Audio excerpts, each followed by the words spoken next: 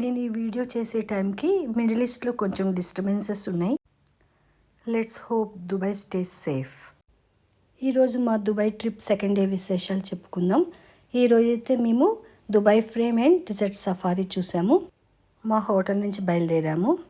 Driver అయితే కేరళ అబ్బాయి, ఈ పక్కన గైడ్ అయితే పాకిస్తాన్ అబ్బాయి. ఒకటి మాత్రం చెప్పొచ్చు, దుబాయ్ అయితే చాలామందికి ఎంప్లాయ్మెంట్ ఇస్తుంది.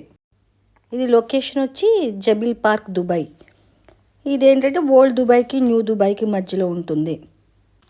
రోజుకి దుబాయ్ ఫ్రేమ్ చూడటానికి 3000 నుంచి 6000 టూరిస్టులు వస్తుంటారు. టికెట్ వచ్చేసి 50 AED పెద్దవాళ్ళకి, చిల్డ్రన్కి అయితే 20 AED. అంటే రోజుకి 3.5 crore రూపీస్ ఈ దుబాయ్ ఫ్రేమ్ ద్వారా దుబాయ్కి వస్తుంది.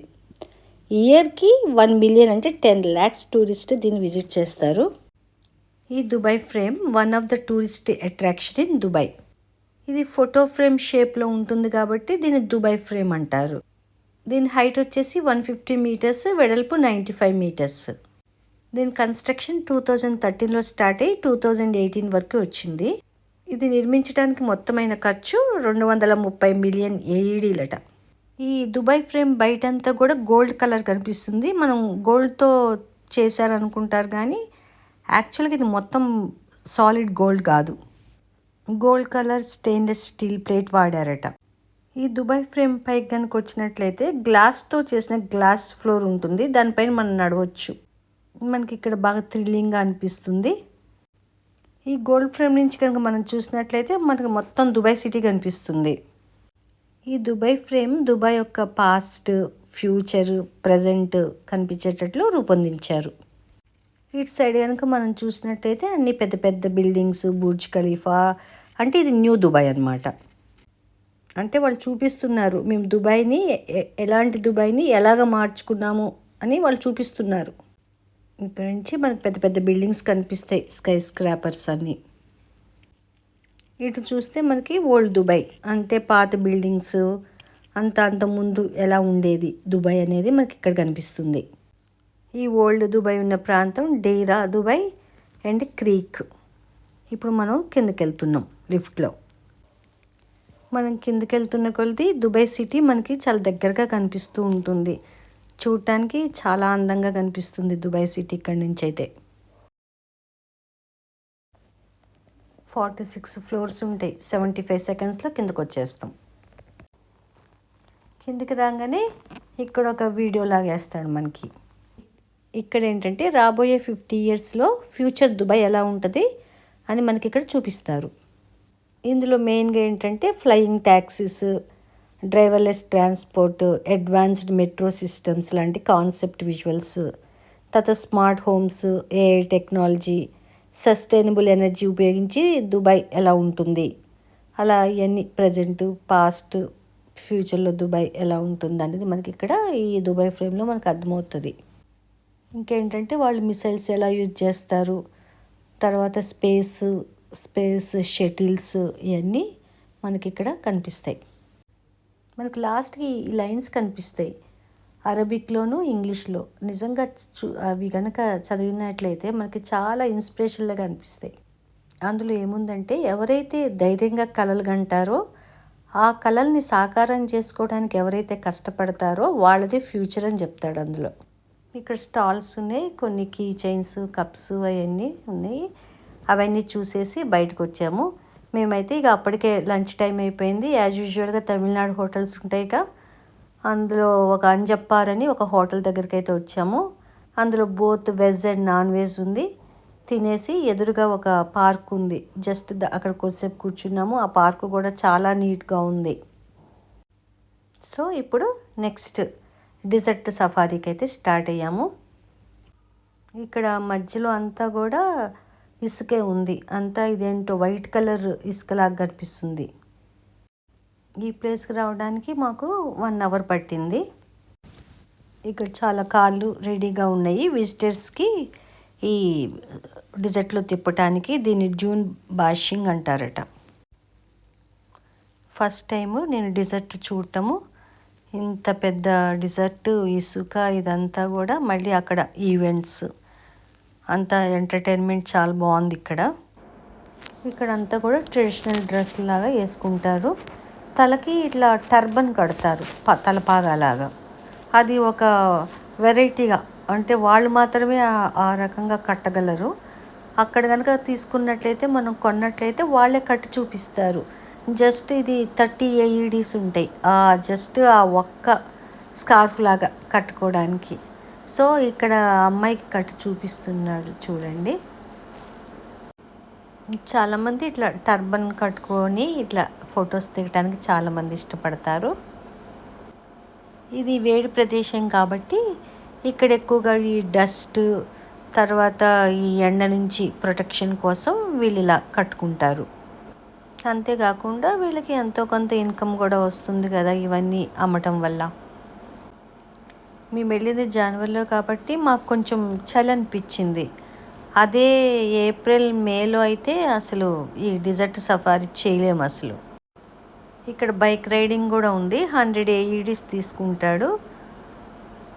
కానీ ఇది మనం ఓన్గా చేయటమే. మనము ఎంత దూరం తిరగాలనుకుంటే అంత దూరం తిరగవచ్చు. ఒక 1/2 hour to 1 hour టైం ఇస్తాడు. దీన్ని కూడా బాగా ఎంజాయ్ చేస్తారు. నెక్స్ట్ మాకు ఇక్కడ ఈగల్ లాగా కనిపించింది. దీన్ని ఫాల్కన్ అంటారంట. ఇది ఫాస్ట్ బర్డ్. నెక్స్ట్ మమ్మల్ని సఫారీ కోసం తీసుకెళ్ళాడు. హబీబీ కమ్ టు దుబాయ్. దీనికోసం specially designed 4x4 SUVs use చేస్తారు.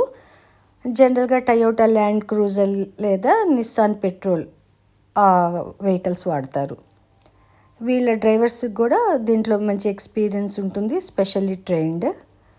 ఈ డ్రైవరు ఈ ఎడారిలో ఇసుక కొండ మీద నుంచి ఎక్కిచ్చి దిగిచ్చి తర్వాత ఇటు సైడ్స్ మలుపులు తీసుకుంటా చాలా ఫాస్ట్గా డ్రైవ్ చేస్తాడు. మనకి రోల్ కోస్టర్ లాగా అనిపిస్తుంది. జస్ట్ ఒక 20 to 40 minutes డ్రైవ్ ఉంటుంది. ఇది మంచి హై స్పీడ్ అడ్వెంచర్ ఎక్స్పీరియన్స్ మాకైతే. ఎవరైనా దుబాయ్కి వెళ్తే తప్పకుండా ఈ డిజర్ట్ సఫారీ చూపిస్తారు. దీనికి ఏంటంటే ఈ గాలి టైర్స్లో గాలి తగ్గించి డ్రైవ్ చేస్తారు, అందుకని ఈజీగా వెళ్ళిపోతుంది ఇసుకలో. లేకపోతే ప్రెషర్ పడి టైర్స్ పేలిపోయే ప్రమాదం ఉంటుందట. సీట్ బెల్ట్ అయితే కంపల్సరీ. ఈ ప్రెగ్నెంట్ లేడీస్, ఈ బ్యాక్ పెయిన్ ఉన్న వాళ్ళైతే ఈ రైడింగ్కి అయితే అసలు రారు. మమ్మల్ని కొద్దిసేపు ఫోటోషూట్ కోసం ఇట్లా వదిలేశారు. ఈ సన్సెట్టింగ్ టైంలో చాలా బాగుంది అక్కడ సీన్ అంతా కూడా. నెక్స్ట్ క్యామిల్స్ దగ్గరికి వచ్చాము. ఇక్కడ క్యామిల్ రైడింగ్కి ఒక 20 dirhams తీసుకున్నాడు. కొన్ని ఫొటోస్ తీసుకొని నెక్స్ట్ మేమైతే ఈ ఈవినింగ్ ఇక్కడ డ్యాన్స్ ప్రోగ్రామ్ ఉంటుందట. నెక్స్ట్ డిన్నర్ కూడా ఉంటుంది. ఇక్కడికైతే వచ్చాము. ఇంకా ఇక్కడైతే ప్రోగ్రామ్ స్టార్ట్ కాలేదు, జస్ట్ అరేంజ్మెంట్స్ అన్నీ చేస్తున్నారు. మేమైతే ప్రోగ్రామ్స్కి అయితే వెయిట్ చేస్తున్నాము. ఇక్కడ ప్రోగ్రామ్స్ స్టార్ట్ అయ్యాయి. ఇక్కడ తనోరా డ్యాన్స్ ఇక్కడ స్పెషాలిటీ. ఈ దుబాయ్లో ఇది ఒక ట్రెడిషనల్ డ్యాన్స్ అట, తనోరా డ్యాన్స్. సో అందరూ చూస్తూ ఉన్నారు, ఎంజాయ్ చేస్తున్నారు. చాలామంది వచ్చారు. ఇలాంటి క్యాంప్స్ ఈ డిజర్ట్లో మా చుట్టుపక్కలే ఒక 2-3 చూసాము. సేమ్ ప్రోగ్రామ్స్ జరుగుతుంటాయట అన్నిట్లో కూడా. మేము టీ తాగి కూర్చున్నాము. ప్రోగ్రామ్స్ ఒక్కొక్కటి జరుగుతున్నాయి. ఈ తనోరా డ్యాన్స్ తర్వాత మనకి బెల్లీ డ్యాన్స్ ఉంటుంది. బెల్లీ డ్యాన్స్ తర్వాత ఫైర్ షో కూడా ఉంటుంది. తర్వాత బార్బిక్యూ డిన్నర్ అని ఫుడ్ మంచిగా వెజ్ అండ్ నాన్ వెజ్ 2 ఉన్నాయి. తింటూ ప్రోగ్రామ్స్ చూస్తున్నాం. ఇక్కడ సిగరెట్ లాగానే హుక్కా కూడా పీలుస్తారు. ఇది కామన్ ఇక్కడ. Most of the visitors India వాళ్ళే. ఇండియాకి ఈ దుబాయ్ మనకి చాలా దగ్గరగా ఉండటం వల్ల ఎక్కువ విజిట్ చేస్తూ ఉంటారు. కరోనా తర్వాత ఈ విజిటింగ్ అనేది అన్ని చోట్ల బాగా పెరిగిపోయింది. అందులో దుబాయ్లో వరల్డ్ వైడ్ గ్రేటెస్ట్ అట్రాక్షన్స్ ఉండటం వల్ల మనం తొందరగా ఎక్కువగా ప్రిఫర్ చేస్తాం దుబాయ్కి. ఇప్పుడు ఇక్కడ నేటివ్ పీపుల్ కూడా ఉన్నారు. వాళ్ళకు కూడా ఇది వన్ ఆఫ్ ద ఎంజాయ్మెంట్. ఈ బెల్లీ డ్యాన్స్ అనేది ఈ డిజర్ట్ సఫారీలో ఒక స్పెషల్ అట్రాక్షన్. నడుములు ఊపుతూ ఒక రిథమిక్గా చేసే డ్యాన్సే ఈ బెల్లీ డ్యాన్స్.